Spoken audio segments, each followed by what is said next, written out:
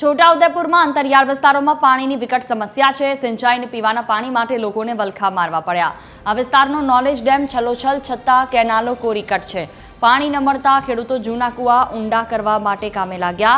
ઓલી આંબા ગામે કુવાને ઊંડો કરવા માટેના પ્રયાસ કરવામાં આવ્યા। સિંચાઈનું પાણી નહીં મળતા ખેતી ઉપર સંકટ છે। આદિવાસી ખેડૂતો પોતાના ખર્ચે કુવા ખોદવા મજબૂર બન્યા છે। पानी ની બહુ સમસ્યા છે કે પહેલો ડેમ તો ભરેલો છે, પાણી કેનાલો નહીં હારી, એના લીધે મજબૂરન અમારે કૂવો હવે ઊંડા કરવા પડે છે કે અમને વરસાદ ઉનાળાનો ગાળો છે એટલે પાણી બહુ નીચે જતું રહે છે। કૂવો બોર છે પણ બોરનું પાણી નીચે જતું રહે છે એટલે મજબૂરન અમારે આ કૂવા ઊંડા કરવા પડ્યા છે।